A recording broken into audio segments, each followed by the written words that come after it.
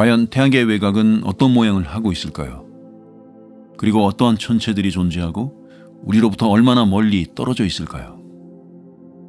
태양계의 외곽 지역인 카이퍼 벨트와 산란분포대, 그리고 오르트 구름에 대해 알아보겠습니다. 태양계의 해왕성 궤도 바깥 황도면 부근에는 천체가 도넛 모양으로 밀집한 영역이 있습니다. 태양으로부터 약 30에서 50 AU 정도인 이곳에는 수많은 천체들이 분포하며 보통 단주기 해성의 기원으로 보고 있는데 바로 이곳을 카이퍼 벨트라고 부릅니다. 지금부터 카이퍼 벨트에 대해 알아보겠습니다. 카이퍼 벨트는 아일랜드의 천문학자 애시워스와 미국의 천문학자 제럴드 카이퍼가 황도면 가까운 곳에 해성이 모이는 곳으로 무언가가 존재할지도 모른다고 제안하였습니다. 즉 수많은 소천체가 원단 모양으로 분포하고 있다는 것이었습니다. 그리고 수십 년이 지난 1980년대부터 1990년대에 걸쳐 몇몇 연구팀이 카이퍼 벨트의 존재를 확인하기 위해 탐색을 시작하였습니다. 그러던 중 1992년 8월 베트남계 미국인 천문학자 제인 루와 영국계 미국인 천문학자 데이비드 주이트가 태양으로부터 아주 멀리 떨어진 곳에서 소행성 1992 QB1을 발견했습니다. 그리고 얼마 지나지 않아 1992 QB1은 명왕성보다도 멀리 떨어져 있는 소행성으로는 최초이며 카이퍼 벨트의 천체로서 그 궤도 요소가 확인되었습니다. 그 후 별도의 소행성 번호 15760이 주어졌으나 원래 이름을 그대로 줄여 QB1으로 불리게 되었습니다. 그래서 여기에서 이름을 따서 QB1족이라는 명칭이 생겨난 것입니다. 다음 해인 1993년에는 5개의 소행성이, 그 후론 매년 10개 이상의 소행성이 발견되었고 실제로 많은 천체가 그 벨트에 존재한다는 것이 밝혀졌습니다.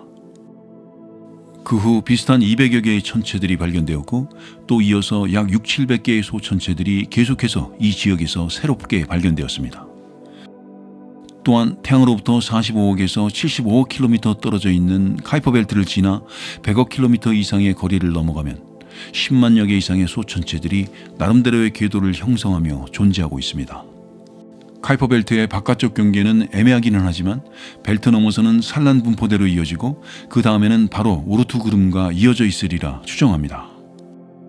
카이퍼 벨트에 분포되어 있는 천체는 대부분 소행성 규모의 소천체이나 외행성으로 분류된 명왕성과 덩치가 커서 외행성으로 분류될 가능성이 있는 카오와 바루나 그리고 오르쿠스 등이 있습니다. 지금부터는 카이퍼 벨트 천체에 대해 알아보겠습니다. 먼저 명왕성입니다. 명왕성은 미개척지이며 소행성대가 아닌 카이퍼 벨트에 존재하는 외행성, 즉 외소행성입니다. 1930년 미국의 천문학자인 클라이드 톰보에 의해 발견되었으며 명왕성 탐사 임무를 수행한 나사의 무인 탐사선 뉴 호라이즌스 호에 의해 2015년경 근접 관측이 이루어졌습니다. 명왕성은 이전까지 태양계의 여러 행성 중 하나로 간주되었으나 2006년 새롭게 정해진 행성 기준에 부합하지 않는다고 행성주의를 박탈당하게 되었습니다. 명왕성은 대부분 암석과 얼음으로 이루어져 있으며 지구의 위성인 달에 비교하면 질량은 6분의 1, 부피는 3분의 1 정도입니다. 명왕성의 표면 온도는 무려 섭씨 영하 230도로 매우 추운 천체입니다. 명왕성의 크기는 북아메리카 너비의 반 정도이고 알래스카보다 약간 큰 크기인데 이런 크기를 알게 된 건 1977년에 명왕성의 위성이 발견된 후부터입니다. 명왕성은 태고의 모습을 지니고 있고 마치 냉동고나 다락과 같은 곳인데 태양계의 기원을 담고 있는 창고일지도 모릅니다. 그래서 명왕성은 지구와 화성 같은 태양계 행성들의 생성 과정과 기원을 밝혀내는 데 많은 정보를 제공해 줄 것으로 믿고 있습니다. 명왕성은 해왕성 바깥 궤도에 있는 천체 중 가장 밝은 천체이며 태양으로부터 29에서 49 AU 떨어진 타원형 궤도를 돌고 있습니다. 비교적 다른 행성들은 태양 주위를 원 궤도로 돌지만 명왕성은 타원형으로 공전하고 거리도 훨씬 긴 궤도 요소의 특징을 가지고 있습니다. 약 0.248의 큰 20류를 가지고 있어 근일점에서는 29 AU, 원일점에서는 49 AU 거리에 있게 되고 20류이 큰 타원형 궤도로 인해 공전 중 해왕성의 궤도보다도 더 안쪽으로 들어와 돌기도 합니다. 명왕성에는 산소와 메테인 등이 고체 상태로 존재하고 있는데 이러한 조건들로 인해 태양계 천체 중 인간이 자원을 획득하는 데 가장 좋은 천체로 알려져 있으나 지구와의 거리가 너무 멀고 기온 또한 매우 낮아 현실적으로는 불가능하다고 할 수 있습니다. 명왕성의 중력은 지구의 약 7% 정도로 몸무게 70kg인 사람이 명왕성을 가게 되면 5kg이 되는 것입니다. 명왕성은 1930년 관측 이래 태양계의 9번째 행성으로 간주되었지만 1990년대 이후 관측 기기의 발달로 명왕성과 비슷한 궤도를 도는 태양계 밖 천체들이 여럿 발견되면서 행성 자격에 대한 논란에 불이 붙었고 2006년 결국 태양계 행성의 지위를 상실하게 됩니다. 명왕성은 1930년 2월 18일 미국의 천문학자 클라이드 톰보에 의해 발견되었습니다. 톰보는 해왕성 뒤에 있을 거라고 여겨지던 미확인 행성을 찾기 위해 오랜 시간 관측과 연구에 매달렸습니다. 그리고 오랜 연구 끝에 해왕성 뒤로 하나의 천체가 나타났다 사라지는 두 장의 사진을 촬영하게 되고 이는 명왕성 발견의 시초가 되는 기록이 됩니다. 명왕성의 최초 관측은 미국의 천문학자 클라이드 톰보에 의해 이루어졌지만 명왕성의 존재 가능성에 대한 기록은 19세기부터 존재하는데 우선 1840년대에 천왕성 궤도가 다른 천체, 예를 들어 해왕성 등의 중력으로 인해 미세하게나마 영향을 받았다는 사실이 처음 알려졌습니다. 당시 프랑스와 영국의 천문학자 위르뱅 르베리에와 존 카우치 애덤스는 천왕성 궤도의 중력 영향을 분석하여 당시 아직 발견되지 않았던 해왕성의 존재와 그 위치를 계산하여 예측하였습니다. 해왕성의 궤도가 예측에 의한 발견 이후 시간이 흘러 실제로 해왕성이 발견되었고 이 연구를 본 미국의 천문학자 퍼시벌 로웰은 해왕성의 궤도에 영향을 미치는 또 다른 행성이 있을 것으로 판단하고 이를 찾기 위해 체계적인 관측에 착수했습니다. 그리고 미지의 이 행성을 행성 X라고 불렀습니다. 퍼시벌 로웰은 애리조나에 천문대를 건설하고 태양계의 9번째 행성 X를 찾기 위한 프로젝트에 돌입했습니다. 이 프로젝트는 1916년 로웰이 사망하기까지 진행되었지만 그는 끝내 명왕성을 찾지 못하고 숨을 거두고 맙니다. 퍼시벌 로웰이 사망한 뒤 앞서 언급된 미국의 천문학자 클라이드 톰보가 그의 프로젝트를 이어받았고 오랜 시간의 관측과 연구 끝에 1930년 드디어 명왕성을 발견해냈습니다. 톰보는 당시 최신 기술을 이용하여 동일한 지역의 사진을 2주 간격으로 총 2장을 촬영한 뒤 그 2장의 사진을 관찰하며 사진 속 위치가 바뀐 천체를 분석하는 방법으로 탐색을 진행했습니다.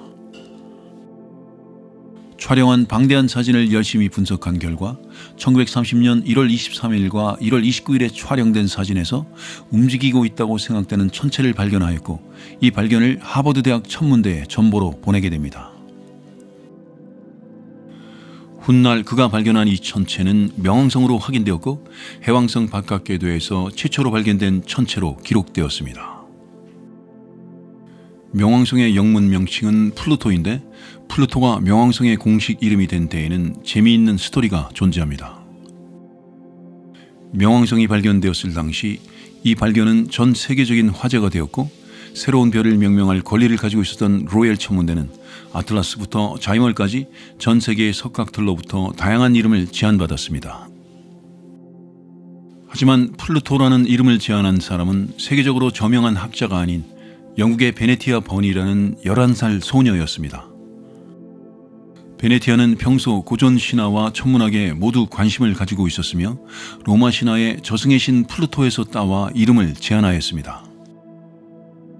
이후 1930년 3월 24일 로엘 천문대원들은 전 세계에서 제안된 이름들 중 최종 후보로 오른 3가지 이름 중 하나에 투표하게 되었습니다. 그 이름들은 각각 미네르바, 크로노스 그리고 플루토였습니다. 그리고 최종적으로 플루토가 모든 표를 가져가게 되었고 이후 이 이름은 공식적인 명왕성의 명칭으로 공표되었습니다. 플루토에 많은 표가 몰린 이유에 대하여 훗날 남겨진 기록에 따르면 플루토의 첫 2글자가 PL인 것이 명왕성 관측에 큰 기여를 한 천문학자 퍼시벌 로웰의 이니셜과 일치한다는 점이 플루토를 선택하는 데 큰 영향을 주었다고 전해집니다. 다음은 명왕성의 물리적 특성과 성질에 대해 알아보겠습니다. 명왕성 표면의 대부분은 질소 얼음으로 뒤덮여 있으며 표면의 98% 이상이 질소 얼음으로 관측되고 이외 메탄, 일산화탄소 그리고 물 등도 관측되는 것으로 알려져 있습니다. 태양계 천체들 가운데 밝기와 색상의 대비가 큰 편으로 알려져 있는데 명왕성의 겉보기 등급은 평균 15.1등급이고 근일점에서는 13.65등급까지 밝아집니다. 하지만 명왕성은 너무 멀리 있어 맨눈으로는 관측할 수 없고 최소 구경이 30cm 정도 이상 되는 망원경을 통해 관측할 수 있습니다. 명왕성의 부피와 크기는 지구에 비해 매우 작은 것으로 알려져 있는데 부피는 지구의 0.6% 수준이고 반지름 또한 1151km로 지구 크기의 6분의 1에 지나지 않습니다. 표면적은 1795 곱하기 107제곱킬로미터인데 이는 러시아의 면적과 비슷한 수준이며 중력은 지구 중력의 약 6%에 불과한 0.063g입니다. 여기서 흥미로운 사실은 명왕성의 질량이 목성과 토성의 위성인 가니메데, 타이탄, 칼리스토, 이오, 유로파, 트리톤 등보다도 작다는 사실입니다. 명왕성은 또한 얇고 희박한 대기가 있는 것으로 알려져 있는데 명왕성 탐사를 위해 발사된 뉴 호라이즌 소가 보내온 사진을 보면 명왕성 대기에서 푸른색의 실안개가 포착되었고 이는 명왕성 대기를 이루고 있는 입자들의 증거가 되었습니다.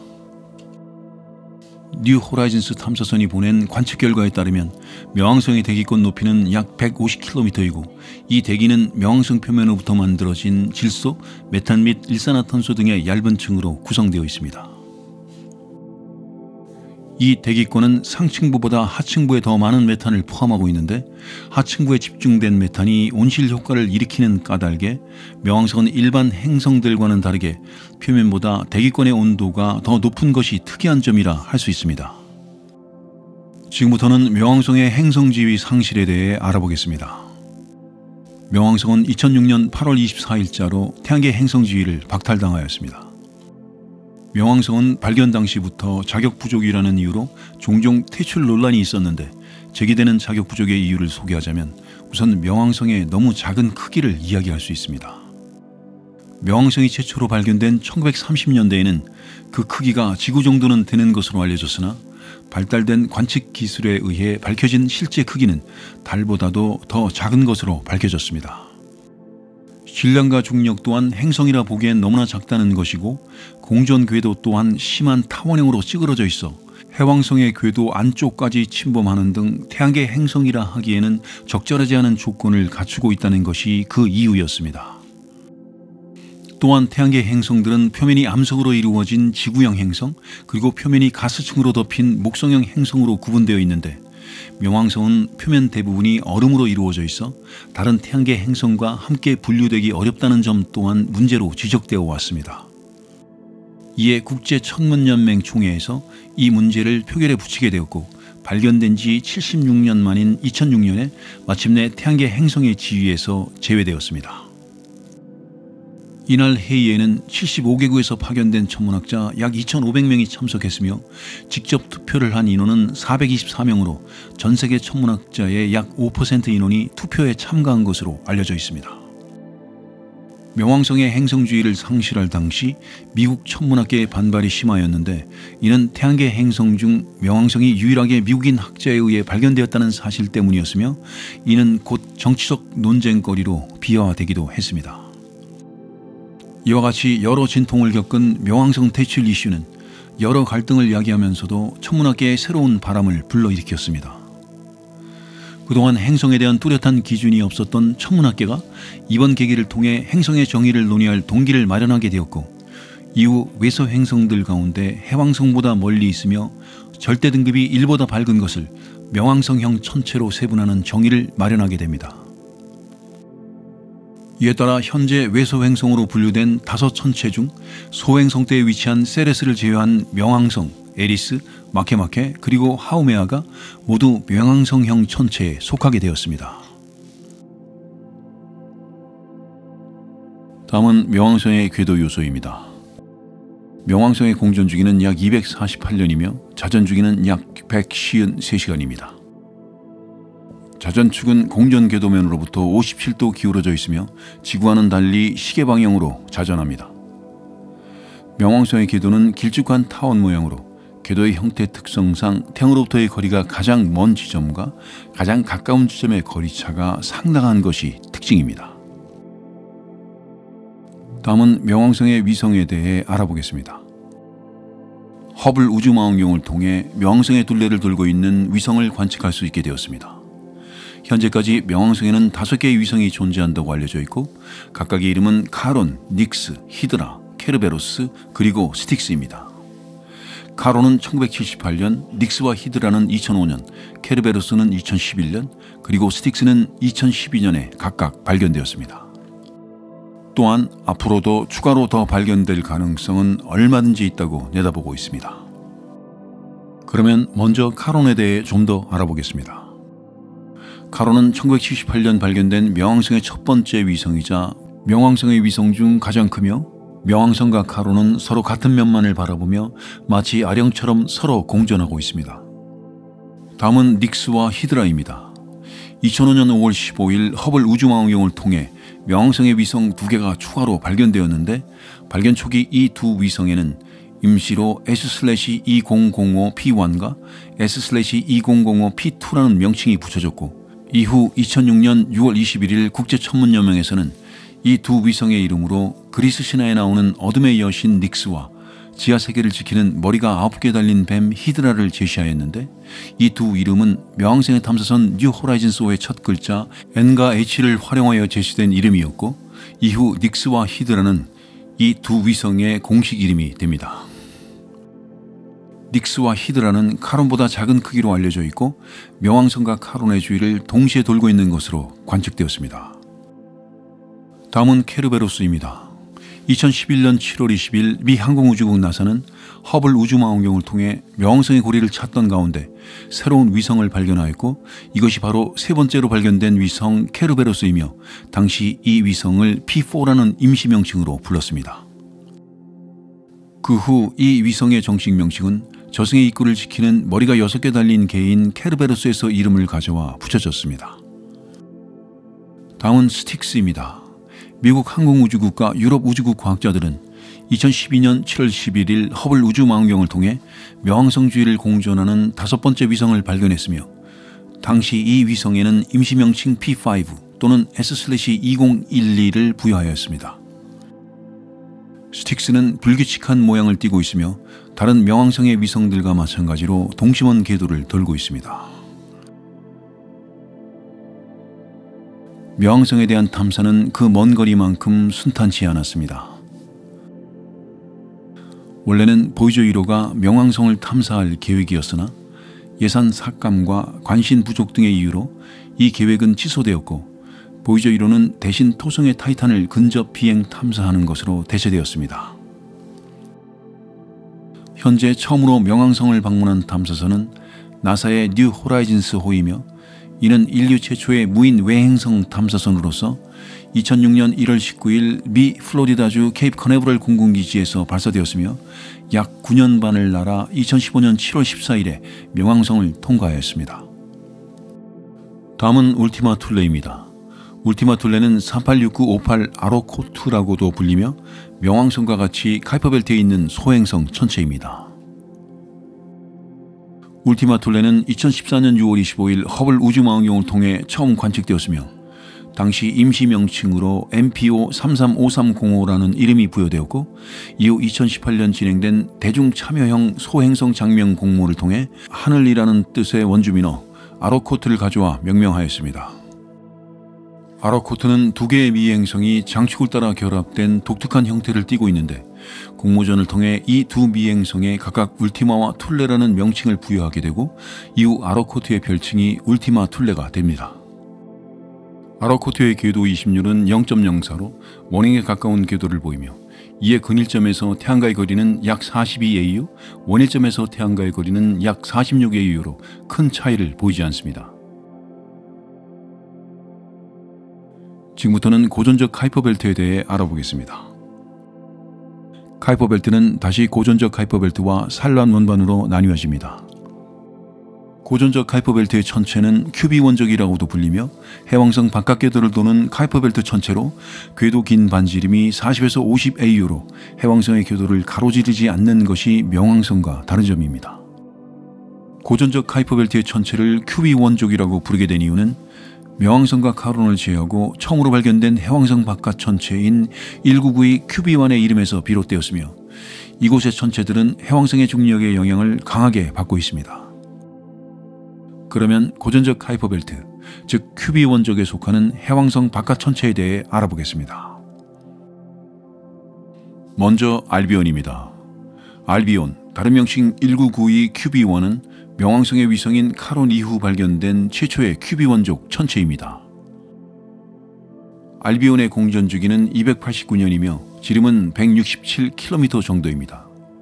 1992년 하와이의 마우나케아 천문대의 천문학자이자 천체 물리학자인 데이빗 자윗과 베트남계 미국인 천문학자인 제인 루에 의해 발견되었습니다. 세계 천문연맹의 소행성체센터는 2018년 1월 31일 영국의 시인이자 화가인 윌리엄 블레이크의 작품인 신화에 등장하는 알비온이라는 이름을 이 소행성체에 이름 붙여 공식적으로 사용했습니다. 다음은 바루나입니다. 미국의 천문학자 로버트 맥밀런에 의해 2000년 11월 28일에 발견된 바루나는 283년에 한 바퀴씩 태양을 돌고 있으며 자전주기는 3.17시간 정도입니다. 바루나의 지름은 약 950km이며 평균 온도는 45켈빈 정도입니다. 아직 이 천체에 대한 정보가 미미하나 좀 더 정밀한 관측에 의해 이 소천체가 구형에 가까운 형체를 띠고 있다면 외행성으로 분류될 가능성도 배제할 수 없습니다. 다음은 콰오아입니다. 콰오아는 미국의 천문학자 차드 트로히오와 마이클 브라운에 의해 2002년 6월 4일에 발견되었고 공전 주기는 약 286년이며 자전 주기는 약 17.7시간이고 천체의 평균 온도는 43켈빈 정도입니다. 콰오아의 지름은 약 1250km로 현재까지 발견된 카이퍼벨트 천체 중에서 명왕성 다음으로 크며 지름 74km의 웨이워트라는 위성을 거느리고 있습니다. 콰오아라는 이름은 아메리카 원주민 통바족의 신화에서 유래했다고 합니다. 다음은 AW197입니다. AW197은 2002년 1월 10일 미국의 사설 천문대인 팔로마 천문대팀에 의해 발견되었습니다. 이 천체의 공전 속도는 초속 4307km로 322.65년 만에 한 바퀴씩 태양을 돌고 있고 자전 주기는 8.87시간입니다. AW197의 지름은 700km 이상으로 추정되며 외행성 후보로 거론되는 천체 중 하나입니다. 다음은 외행성, 즉 외소행성에 대해 알아보겠습니다. 2006년 8월 24일 국제천문연맹은 체코의 프라하에서 열린 제26차 총회에서 최초의 소행성으로 알려져 온 세레스, 그리고 행성으로 알려져 온 명왕성 및 명왕성 바깥의 제나라고 불려져 온 에리스, 이 세 개의 천체들을 외행성이라고 새롭게 분류하였습니다.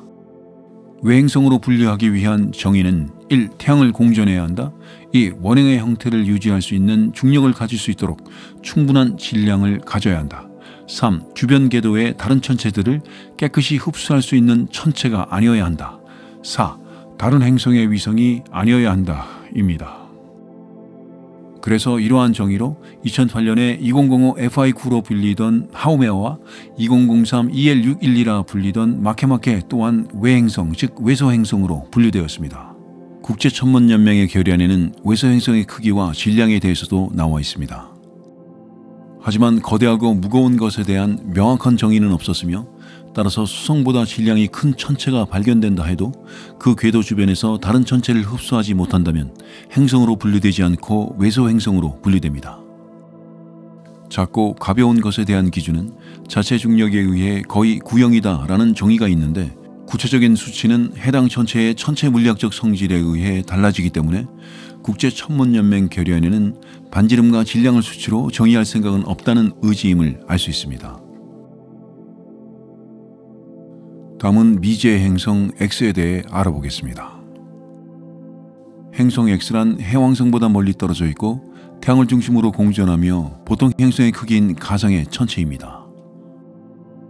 행성 X가 존재한다는 설은 천왕성과 해왕성의 궤도 운동이 이론과 잘 맞지 않는다는 사실에서 나오게 되었고 9번째 행성으로 알려져 왔습니다. 그리고 1930년 명왕성의 발견 이후엔 10번째 행성으로 주장되어 왔습니다. 이 궤도 운동의 문제점은 대부분이 관측을 통해 많이 해결되었으나 20세기 말 이후에 태양계 외곽에서 다수의 천체들이 발견되어 그 분포를 설명할 근거로 또다시 행성 X의 존재를 가정하는 설이 나오고 있습니다. 명왕성은 행성 X의 탐색 과정에서 발견된 천체였으나 연구자들이 찾던 행성 X는 아니었습니다. 앞으로 행성 크기의 천체가 발견되더라도 국제천문연맹의 결의에 맞추어 행성으로 인정될지는 불분명하며 외소행성으로 분류될 가능성이 높습니다. 다음은 행성 X 존재의 반대 입장입니다. 우주탐사선 파이오니어 10호, 11호, 그리고 보이저 1525에 의해 행성 X의 존재는 두 가지 면에서 부정되고 있습니다. 첫째로 이들 탐사선이 태양계 외곽 행성의 근처를 통과할 때 행성으로부터 받는 중력에 의한 가속도를 보아 이들 행성의 정확한 질량이 산출되었는데 이것은 지상 관측에 의해 계산된 값과는 약간의 차이가 있었습니다. 둘째로 이들 우주 탐사선의 궤도를 보면 아직 발견되지 않은 거대한 천체의 영향은 검출되지 않았습니다. 이 사실로 미루어 많은 천문학자들은 행성 X의 존재는 없다고 생각하고 있습니다. 하지만 천체의 질량이 작은 경우에는 이 방법으로는 검출되지 않고 외곽 행성의 궤도에도 눈에 띄는 영향을 주지 않기 때문에 지구와 비슷한 질량을 가진 천체가 존재할 가능성은 아직 남아 있습니다. 다음은 산란 분포대에 대해 알아보겠습니다. 산란 분포대 또는 산란 원반은 카이퍼 벨트보다 더 멀리 퍼져 있으며 얼음질 태양계 소천체로 이루어진 태양계의 별 주위 원반으로 수많은 천체들이 마치 산란되어 분포되어 있는 것처럼 보여서 산란 분포대라고 이름 붙여졌습니다. 이 지역 역시 해왕성 바깥의 천체들이 분포하는 영역으로 역시 단주기 해성의 고향인 것으로 여겨지고 있습니다. 대부분 해왕성의 중력 영향으로 소천체들이 카이퍼 벨트로부터 밀려 나온 것으로 추측되고 있으며 그래서 이곳에서 발견되는 천체는 지름과 질량이 비교적 작은 편입니다. 산란 분포대는 태양의 큰 궤도 장반경이 약 500AU 정도이고 이 영역에서는 해왕성의 중력 영향을 거의 받지 않습니다. 산란 분포대의 천체는 이심률과 경사각이 매우 크며 천체들이 해왕성에 가깝게 다가갔다가 튕겨져 나와 산란되어서 흩어져 버린 천체들로 추정되는데, 즉 카이퍼 벨트에 속했던 많은 천체들이 해왕성의 중력으로 인하여 궤도 이심률과 경사각이 대체로 더 높아져서 산란된 것으로 보입니다. 산란 분포대의 천체에서 가장 큰 외행성은 에리스이며 그 외 바르다, 라다만투스, 살라시아, 실라루남, 알트지라, 카오스, 그리고 프람지우스 등이 있습니다. 그러면 외소행성 에리스에 대해 알아보겠습니다. 에리스는 태양계에서 알려진 외소행성 중 명왕성 다음 두 번째로 크고 가장 무겁습니다. 에리스라는 이름은 그리스 신화에 나오는 분쟁과 불화의 여신으로부터 따왔습니다. 당시 에리스는 태양계의 10번째 행성으로 인정해야 한다는 주장도 있었으나 이와 비슷한 크기의 천체가 계속 발견되면서 에리스를 10번째 행성으로 인정했다가는 행성의 수가 계속 늘어날 것을 염려하게 되었습니다. 결국 2006년 8월 24일 새롭게 정의된 규정에 의해 에리스는 명왕성, 세레스, 하우메와 그리고 마케마케 등과 함께 외소행성으로 분류되었습니다. 에리스의 지름은 2326km로 2376.6km인 명왕성보다는 작지만 질량은 명왕성보다 27% 더 무겁고 태양을 중심으로 558년마다 한 바퀴씩 공전하며 표면 온도는 약 섭씨 영하 230도 정도입니다. 에리스 또한 디스노미아라고 이름 지어진 위성을 하나 지니고 있습니다. 그럼 에리스의 위성 디스노미아에 대해 알아보겠습니다. 디스노미아는 2005년 9월 미국의 천문학자 마이클 브라운에 의해 레이저 항성 가이드 적응 광학 시스템을 이용하여 발견되었습니다. 디스노미아의 지름은 에리스의 4분의 1 정도인 700km이며 소규모 천체와 에리스의 충돌로 인해 떨어져 나가 위성이 된 것으로 추정하고 있습니다. 위성의 이름 디스노미아는 그리스 신화에서 에리스의 딸인 디스노미아로부터 따왔습니다. 다음은 마케마케입니다. 마케마케는 태양계 외행성들 중 세 번째로 크며 2005년 3월 11일 미국의 천문학자 마이클 브라운 탐사팀에 의해 발견되었고 큐비 원족 중 가장 큰 두 개의 천체 중 하나입니다. 마케마케의 지름은 명왕성의 대략 3분의 2 정도인데 이는 외행성 하우메아보다 약간 더 큰 수준입니다. 마케마케는 현재 태양계의 네 번째 외행성으로 등록되어 있고 카이퍼벨트 천체들 중 에리스와 명왕성 다음 세 번째로 큰 외행성입니다. 마케마케의 공전 주기는 약 310년이며 평균 공전 속도는 초속 4.4km이고 천체의 평균 온도는 32.5 켈빈입니다. 마케마케는 현재 카이퍼벨트 천체들 중 명왕성 다음으로 밝은 존재입니다. 마케마케는 또한 최소 2만 1000km 떨어진 곳에서 12일을 주기로 공전하고 있는 위성이 발견되었고 그 위성의 임시 이름은 MK2이며 지름은 약 161km로 추정됩니다. 다음은 하우메아입니다. 하우메아는 284년마다 한 번씩 약 초속 4.5km의 속도로 태양을 돌고 있는 평균 온도 40켈빈의 역시 카이퍼벨트에 존재하는 외행성입니다. 하우메아는 세레스와 명왕성, 에리스, 마케마케에 이어 태양계의 5번째 외행성으로 등록되었습니다. 하우메아는 2004년 미국의 천문학자 마이클 브라운이 이끄는 연구팀에 의해 발견되었고 하우메아라는 이름은 하와이 신화 속의 풍요와 출산을 상징하는 여신의 이름에서 따왔습니다. 하우메아는 긴 타원체형이며 천체의 크기는 1960 곱하기 1518 곱하기 996km 정도로 명왕성과 비슷하나 질량은 명왕성의 약 32% 정도입니다. 하우메아는 중심으로부터 2287km 떨어진 곳에 약 70km 너비의 고리를 가지고 있으며 이는 하우메아의 전체 밝기 중 5%를 차지합니다. 하우메아는 또한 2005년에 발견된 두 개의 작은 위성을 가지고 있습니다. 이 두 위성은 2005년에 발견되었으며 충돌로 인해 하우메아로부터 떨어져 나간 것으로 추측됩니다. 먼저 히이아카입니다. 하우메아의 첫 번째 위성인 히이아카의 지름은 약 310km이며 질량은 대략 20만 kg입니다. 히이아카라는 이름은 하와이 신화 속 하우메아의 자식들의 이름 중 하나로부터 따왔다고 합니다. 다음은 나마카입니다. 나마카는 하우메아의 두 번째 위성으로 지름은 약 170km 정도입니다. 나마카라는 이름도 역시 하와이 신화 속 하우메아의 자식들의 이름 중 하나로부터 따왔습니다. 현재까지는 이 정도의 정보만 알려져 있습니다. 다음은 분리천체입니다. 분리천체란 해왕성 바깥 천체의 일종이며 태양으로부터의 근일점 거리, 즉 가장 가까이 접근하는 시점에서도 충분히 멀어서 태양으로부터 가장 먼 행성인 해왕성의 중력적 영향을 거의 받지 않는 천체를 말합니다. 그래서 태양계의 다른 천체들과 분리된 것처럼 보여서 분리천체라고 이름 지어졌습니다. 현재까지 소행성체 9개가 확실히 분리천체인 것으로 판명되었으며 이 중 가장 크고 가장 멀리 있는 천체는 세드나입니다. 분리천체들 중에서도 궤도 긴 반지름이 수백 AU 이상 늘어나 있고 세드나처럼 심하게 찌그러진 경우 세드나족으로 별도 분류시켰습니다. 세드나족은 해왕성 바깥 천체로 근일점 거리가 50AU보다 크고 궤도 장반경이 150AU보다 큰 경우인데 현재까지 세드나와 2012 VP113, 2015 TG387 등 3개의 천체가 발견되었습니다. 그럼 먼저 세드나에 대해 알아보겠습니다. 세드나는 유난히 길고 짜부라진 궤도를 가지고 있고 그 궤도가 태양계 외곽까지 미치는 지름이 대략 1000km 정도인 소행성치고는 다소 크다고 할 수 있는 외행성 후보입니다. 세드나가 태양에서 가장 멀 때인 원일점은 937AU로 해왕성과 태양과의 거리보다 약 31배 더 멀리 떨어져 있는 것이고 가장 가까울 때인 근일점은 76AU 정도입니다. 세드나가 이 이상한 궤도를 한 바퀴 완주하려면 무려 약 11,400년이나 걸립니다. 세드나의 괴상한 궤도를 정확히 이해할 수 있다면 태양계의 기온과 초기 진화에 대한 가치 있는 정보를 얻게 될 가능성도 있다고 합니다.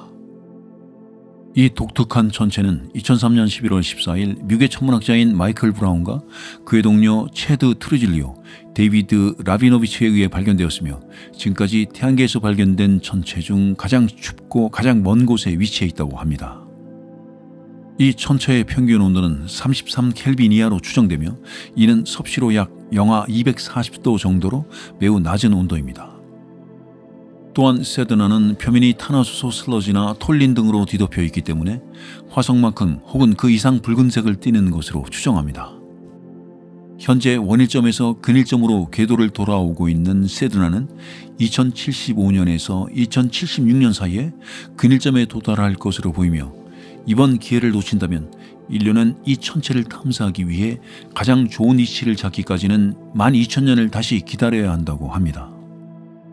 일부 천문학자들은 세드나가 아예 다른 항성계로부터 떨어져 나와 태양에 붙잡힌 것이라고 보기도 하고, 혹자는 세드나의 궤도는 해왕성 너머에 있는 아직 발견되지 않은 거대한 9번째 행성일지도 모른다는 증거라고도 합니다. 다음은 분리천체 중 2000 CR105에 대해 알아보겠습니다. 2000 CR105는 지름이 328km이며 천체의 평균 온도는 약 19켈빈 정도입니다. 미국의 천문학자 마크 윌리엄 부이에 의해 2000년 2월 6일 발견되었으며 태양으로부터의 평균 거리는 222AU입니다. 3305년마다 한 번씩 매우 찌그러진 궤도를 그리며 태양을 공전하고 있고, 평균 공전 속도는 초속 1.63km 정도입니다.